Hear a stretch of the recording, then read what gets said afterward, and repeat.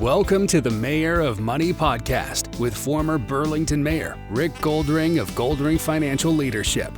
In this podcast, we provide successful business owners, including doctors and dentists, with insights to minimize tax and risk while maximizing retirement income and future legacy. Join us for this journey as Rick draws from years of experience and guest experts, including successful entrepreneurs, to provide unique strategies and approaches to estate and financial planning matters, as well as business in general. Now, on to the show. My special guest today is Neil Thornton, the president of the Thornton Group, which specializes in business strategy planning, development, coaching, and business training, and HR recruitment in Niagara, Hamilton, and Oakville in the Greater Toronto area. Neil, welcome to the Mayor of Money podcast. Thanks, Rick. Man, it's so exciting to be here. We just had such the coolest dialogue even before this.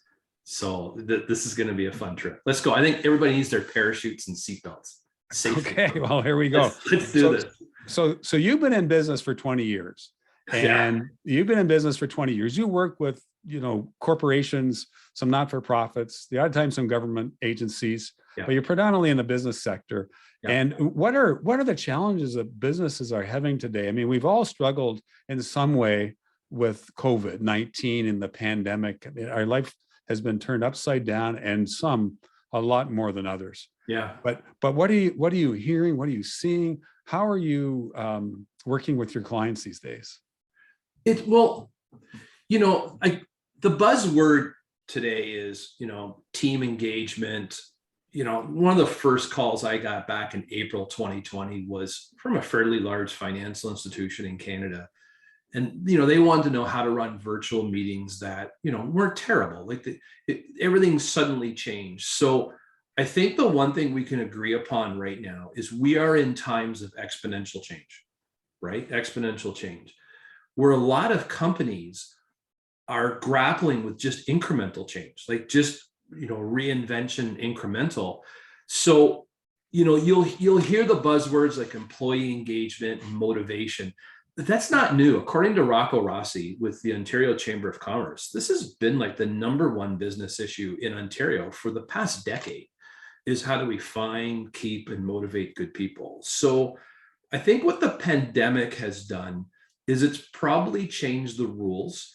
It requires us to lead change. And I would say from an executive standpoint, that is probably the top skill set right now, is how do I lead my team through adversity, through change, through challenges and changes, and then of course opportunities. So this is really what I'm hearing the most is, how do we rebuild our culture?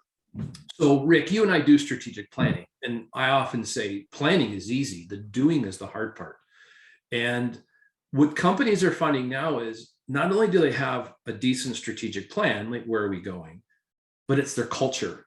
Because Peter Drucker said, culture will eat strategy for breakfast. And I think that's where most companies are now, is what's our culture like? Because we also have to recruit and attract future talent. And you need to be a cool business to attract future talent. The newer, younger generations, they put meaning into their work. It's different than yours and I's generation, where you were loyal and committed to one company. I think today it's a lot about what's in it for me.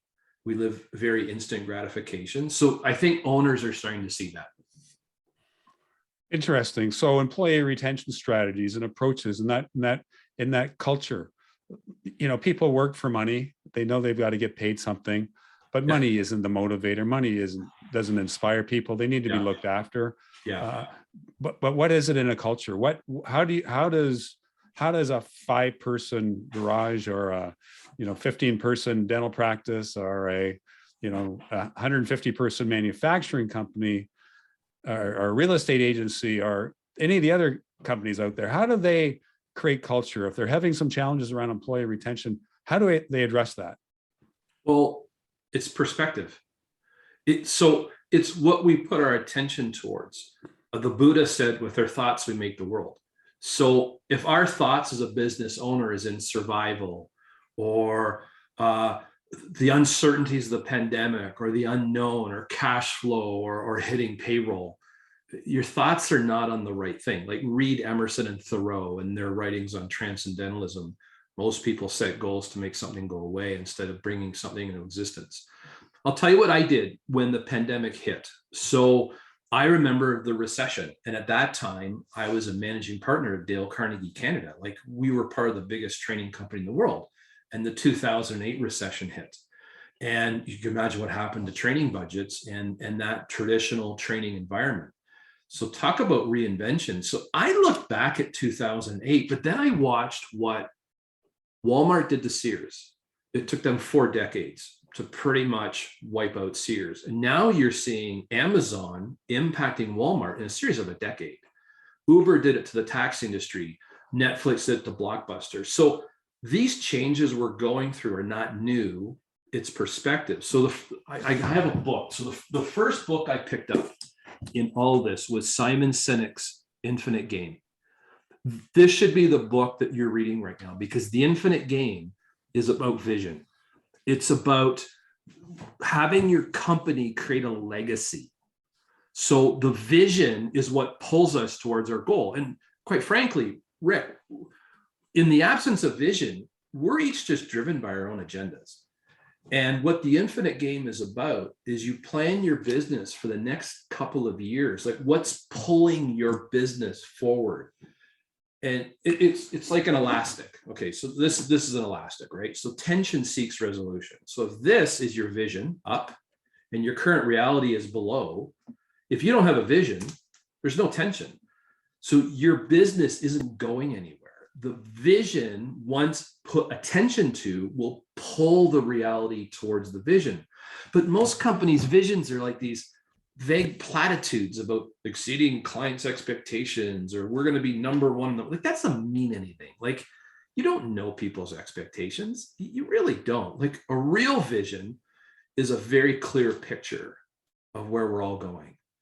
A computer in every home was Bill Gates' vision. All of human knowledge on a handheld device was Steve Jobs' vision. So like those are visions, right? I have a dream. Like those are visions. Most companies right now, at least the work that I'm seeing, is they're building a more powerful vision that inspires people to contribute towards a future. The pandemic then just becomes a bump in the road. We're all going through this, right? So General Senseki said, if you don't like change, you like irrelevancy even less. We're in change, but people say, Neil, like my team resists change. They don't. People resist the uncertainty of change that's perceived forced on them. The pandemic, if it's perceived forced on your business, means you will not survive this.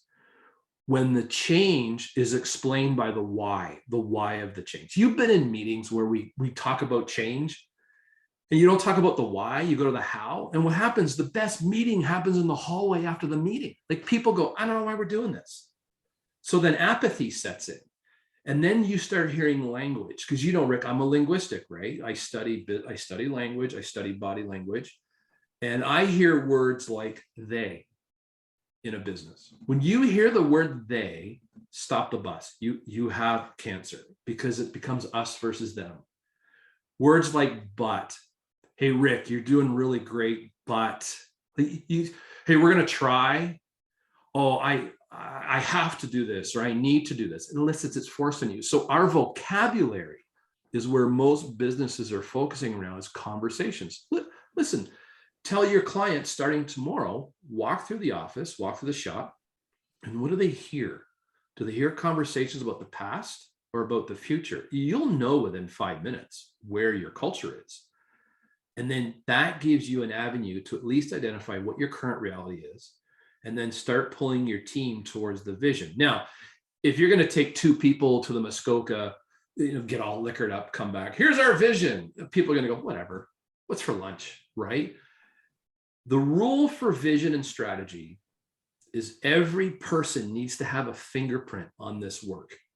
That means engaging your people in where you're going. That's what I'm finding right now. And people are getting it. They really are. There's great companies out there doing it.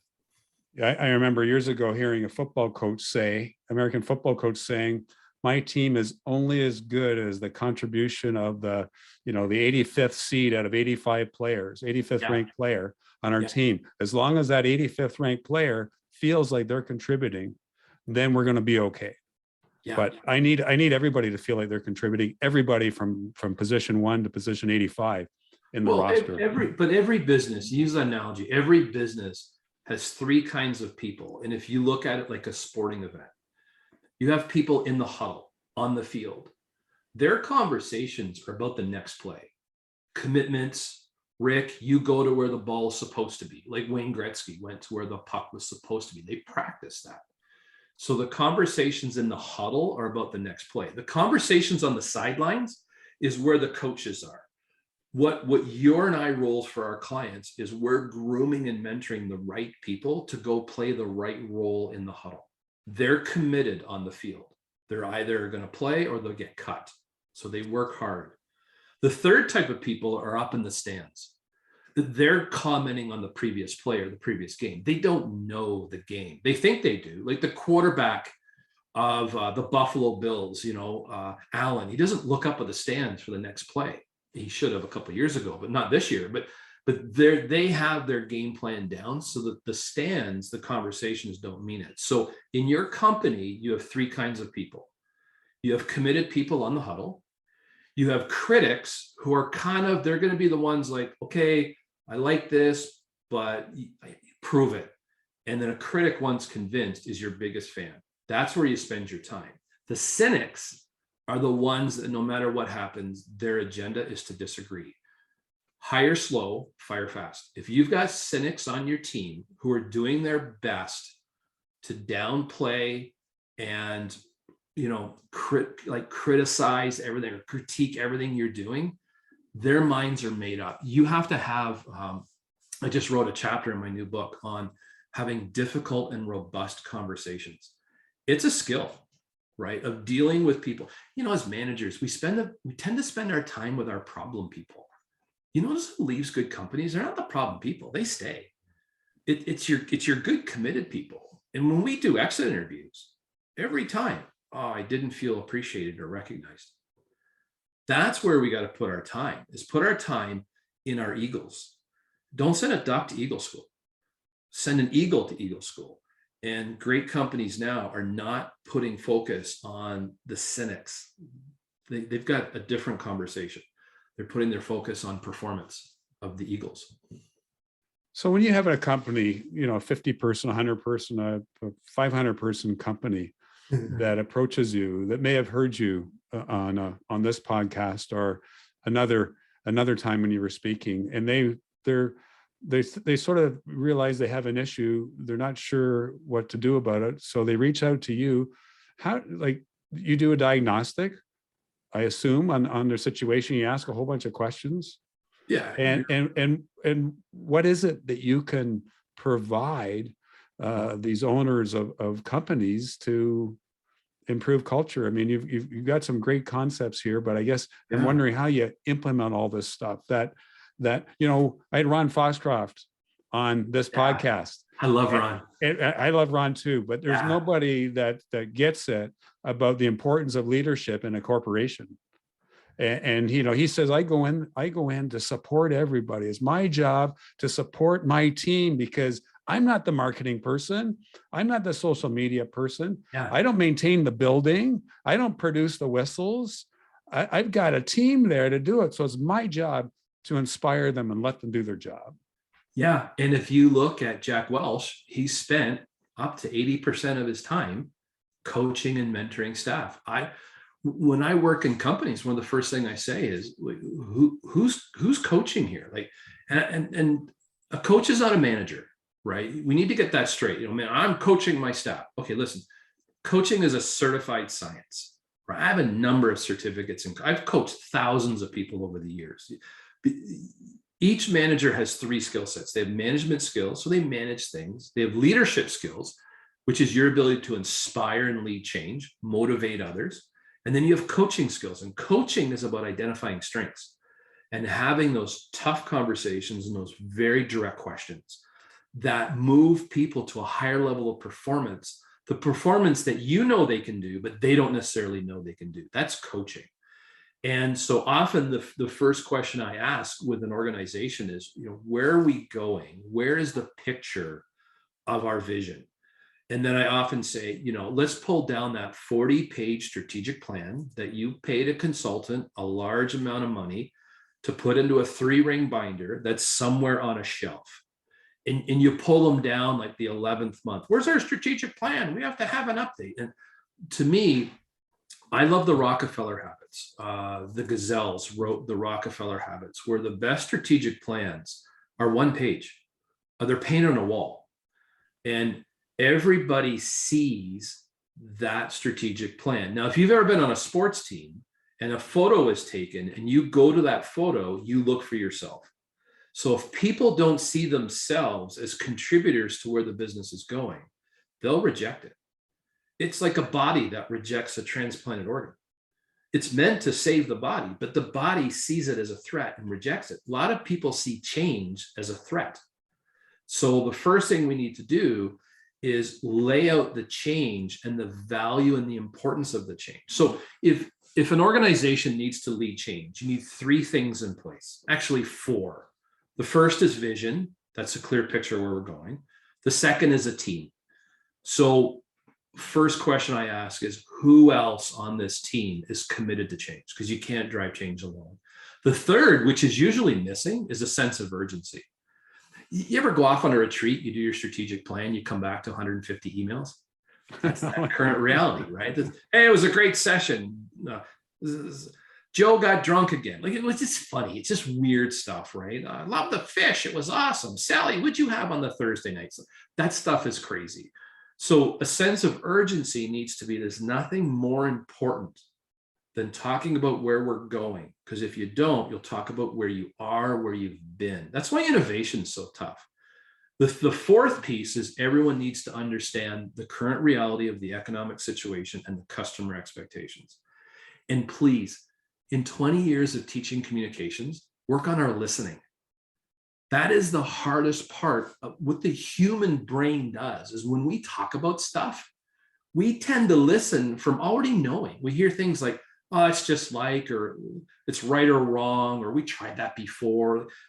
As human beings, we want to be right, which means we listen from the past. That's why innovation is so tough. We have to learn to listen from nothing. In other words, listen for what's possible, not probable. That's the best advice I can give somebody. Start listening for, have questions like, what would be possible if? Or wouldn't it be really awesome if, when, not if, when we're able to do this? Like, don't forget, Rick, the greatest visions ever spoken. Like JFK, by the end of the 1960s, we'll put someone on the moon, bring them back alive. They didn't know how they were going to do it. Bill Gates didn't know how a computer was going in every home. The microprocessor was like the size of your garage, right? But Gates said, let's do it, right? Henry Ford said every home will own an automobile. There were 20 Model Ts that have been produced. He hadn't even created the assembly line yet. And so that's visionary. So a vision, well, Jim Collins called it the BHAG. Yeah. What is your big, hairy, audacious goal? That's the first question I ask. And if they don't have it, then I say, well, let me kind of guess the conversations that happen around here. Like, yeah, Neil, you're right. People are uncertain, they're stressed, we're en masse, we're dealing with remote people. Okay, well, when you do a remote session with your team, are you standing? What? Are you standing? How could you possibly transfer energy sitting down? Are you 3D speaking? Are you speaking with power? Are you speaking, like, are you moving your team? Are you seeing eyes? Are you seeing foreheads? Right? So look in the mirror of how effective you are as a leader at inspiring a team. I've been reading a lot on Churchill lately. World War II. Well, you want to talk about someone that inspired a nation, right? Well, it was Churchill, right? And I think we can go back to history sometimes. So you've done a lot of reading. You've done a whole ton of reading, and As have I. I don't think I've done as much as you. But what stands out, if you could say, what 3 books? Now, you mentioned one already, that Simon Sinek book of Infinite Power. The Infinite Game. What 3 books for a business leader or for leadership in general? What 3 books do you recommend? I'll give you my favorite. The 1935 version is right behind me, the red book, 1935. So that's the most downloaded book on the internet today. And which book is that? It's called How to Win Friends and Influence People. Okay, yes. Yeah. That's Dale Carnegie. Yeah. Right. So the human side of business. I've read that, but I haven't read it for 40 years probably. The human side is incredible. I like Blue Ocean Strategy. Blue Ocean Strategy is about creating uncontested market space. It's the Cirque du Soleil against the 3-ring circus, right? That's the strategy most companies need. The 3rd book would be Dealing with Your Teams in Perspective. I held it up earlier for us. It's that's excellent. People tell me, oh, this pandemic is so stressful. This is so tough. And, Viktor Frankl survived Auschwitz, right? He was forced to watch his family perish. And the only reason he wasn't killed was because he was a Jewish psychologist. So of course, when he was liberated, he wrote the Logotherapy, the psychology of choice. Like those are books, I go to dozens of books, but those are the main books. I like Think and Grow Rich by Napoleon Hill, like just real classic books. Start with Why by Simon Sinek. If you're driving change and you need to get the why out, grab that book. It's modern, it's fresh. And I just finished a book. It's in the editors now. It's like, and what's the book called, Neil? Presence, Impact, and Influence. Okay. So I teach executives and senior managers how to be memorable, how to speak, how to read body language, nonverbals, how to lead change, how to have tough conversations, how to time association, how to manage your time. Although that's ridiculous. You either manage time or it manages you. Coaching, some coaching skills. It's going to be a pretty big book. It's about 20 years of my working is in that book. It's kind of vocabulary. It's amazing the language we use that we're unaware of. Oh, I agree with you 100%. I was at the city of Burlington for 12 years, including 8 years as mayor. When you were mentioning strategic planning, I was sort of almost rolling my eyes because we went through that. And the second time we did it, I think we did it much better. And then on the 3rd time, we refreshed the view from the first time we did it well, which was about 2011, 2012. But it was real effort to try to get it down and focus.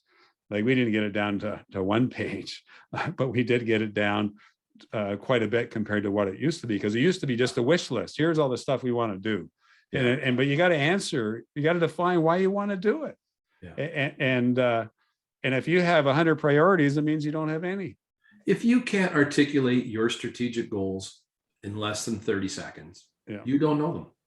Yeah, exactly. And if you don't know them, imagine what your people do. So let's pick core values, right? They're part of any strategic plan. Core values are how we communicate with one another, our community, our stakeholders.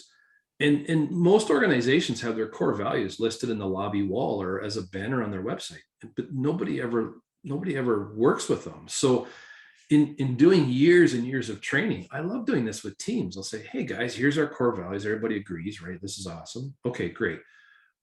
You never learn anything in a meeting. You learn between the meetings. So I often say, oh, hang on, before you leave, next week, please be prepared to have your name pulled from a hat. If your name is pulled, you will stand in front of our colleagues here, and you're going to give a specific example, including advice on how you've lived or noticed someone else living our core values. Have a great week. Now, people leave that room and they're like, that's the tension that pulls them to that next meeting. Now, the first meeting you have is going to be a train wreck because people are going to be like, oh my God, like they're going to be wondering what they're going to say. Like they're not prepared. Don't make them feel bad. Just watch them. Just go, all right, let's move on. They know. Like I teach at the university and college. My students grade themselves. I don't grade them. I let them set their own expectations. And if they don't live them, I just go, how are you living your A? And like, oh, Like, it's hard. So with business teams, you give them that expectation that the following meeting, they're more than likely going to be asked to, I mean, stand, not sit there with your head down. You stand and you present to your colleagues how you're living your values. You will see who your champions are. You'll know who they are really quick. And then what happens is, over time, those meetings get better because now you have your team looking for opportunities to live the values, which should include service excellence with your customers, right? That should include the customer experience, regardless of whether you're a B2C or B2B. When you say how good you are, that's bragging. When your customers say it, that's proof, right? So, and I think most companies today need a much better web presence. It's the Go Train rule now, right? Tap 3 swipes to any information. And I better see video. If I don't see video on your site, because everybody now has the attention span of squirrels on crack, right? if they don't see a video or something, because come on, guys, we live in the attention span economy. We are in the Instagram economy. If they don't see pictures or videos, your market is just like, ugh, and they'll go to your competitors. So you've been at this a while. You've worked with thousands of different people and hundreds of different companies. When you look back, is there a few situations that you can think of where, there's some real challenging circumstances going on with that company, and then you went in there and meaningful change, measurable change did take place?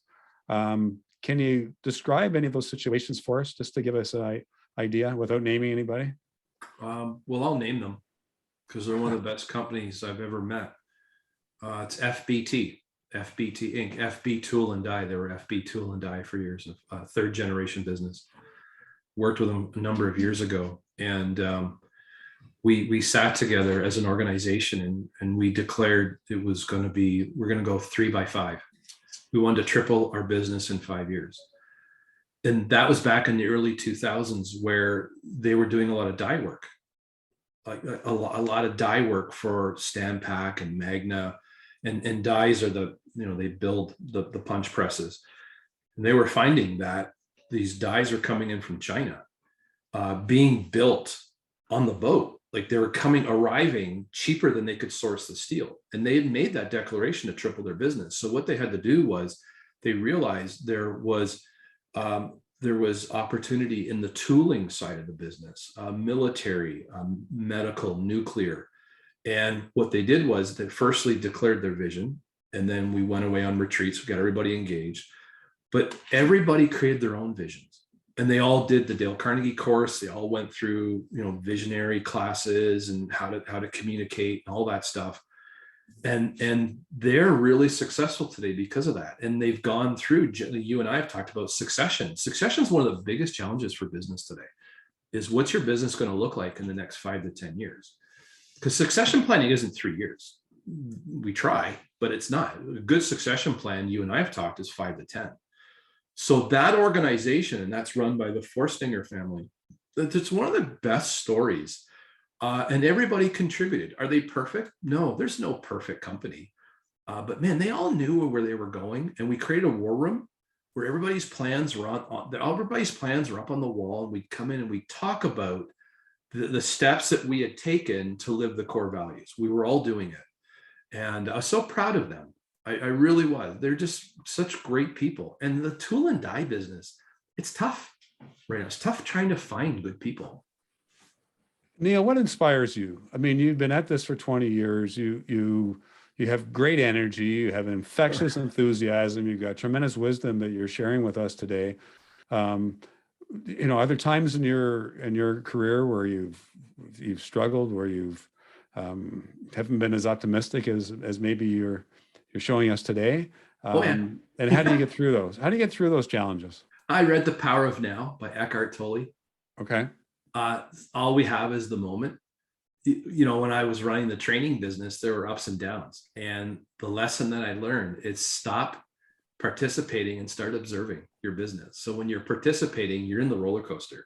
And we all have those ups and downs, right? And when you're doing really well, and then you have the lows. And then what I learned from a sales perspective, this is the great sales advice. Prospecting can never compete with production. That's the death of financial planners, is they get so busy doing production, they take their eye off the prospecting. Right. And once they're finished the production, it takes them 3 or 4 months to rebuild that pipeline. So what I learned was, by observing the business, I kept busy during my high times of focusing on business development. So that, did I have ups and downs? Of course, but they were always going up. And I would measure every day in my business. I measure 3 things. I measure cash flow. And it's not the money I make, it's the money I spend, especially right now, cash flow, because you'll be happy with me, Rick. See, I take your advice, cash flow. 2 is branding. So branding, I have 103 written recommendations on my LinkedIn profile, 103. I have 9 testimonial videos on my website. Branding and reputation is everything. That's what keeps me moving. And thirdly is balance, balance and boundaries.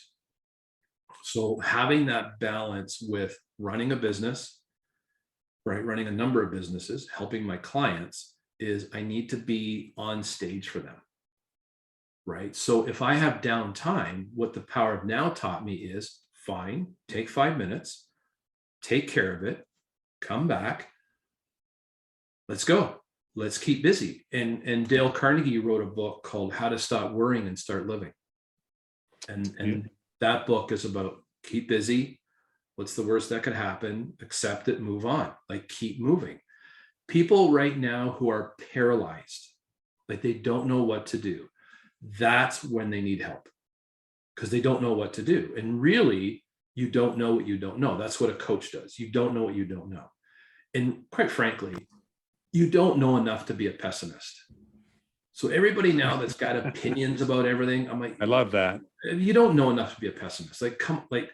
I'd rather focus, and I want to hang around with people like you and people who are, we're all of us are challenged. Let's call a spade a spade. These are challenging times, but it's not the strongest nor the fastest of the species that survive. It's the ones most adaptable to change. That's Darwin. And I think that's what's happening now in business, in our economy, in our global economy. It's how quickly can we change? Everybody uses the word pivot, right? Whatever. It's a great word, but it's true. Like, how quickly can we reinvent? Well, if your business isn't set up to reinvent, if you're not set up to reinvent, as a coach, I often say the biggest thing limiting you is you. Get yourself out of the way. Like, just admit that you don't know what you don't know, because there are people around you who are, we have different interpretations of reality. Listen, fill a room full of committed people. Your team, they're all committed. Some of them should be committed, but you're all committed. Have everyone close their eyes, raise their right hand in the air and point north, and then open your eyes. You will see your entire team pointing in different directions. Somebody's got to point up. Like, everybody's pointing in different directions. They're good, committed people, but they have a different interpretation of reality. For your business to grow, stop the bus. Are we all rowing in the same direction? Do we have alignment of expectations? Are we clear on shared accountability? Not accountability means parent-child, and you're going to have apathy, but real accountability teams. We all know what we need to do to get to the next step. That's what a great sports team does. They know what they need to do to advance the ball up the field. That's what companies are doing. Well, that's what I think companies need to be doing. This has been great, Neil. This has been absolutely wonderful. And I can't wait to watch this podcast and take more notes, to get more of your wisdom. I can't wait for your book. It's going to be fantastic.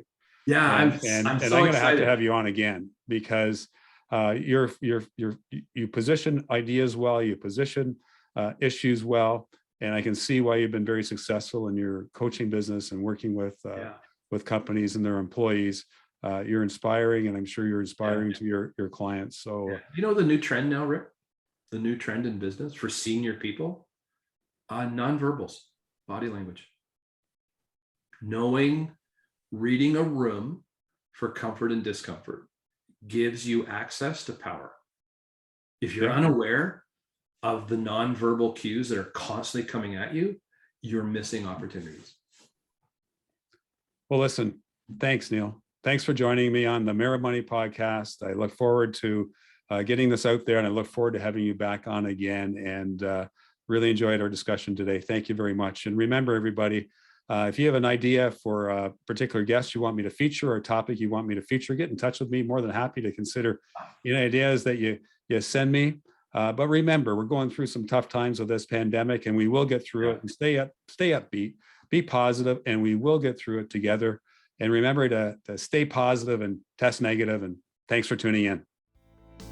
Thank you for listening to the Mayor of Money podcast. Click the subscribe button below to be notified when new episodes become available. If you'd like to have a one-on-one discussion with Rick or have an idea for a particular guest or topic, contact him at rick@rickgoldring.com. See you next time on the Mayor of Money podcast.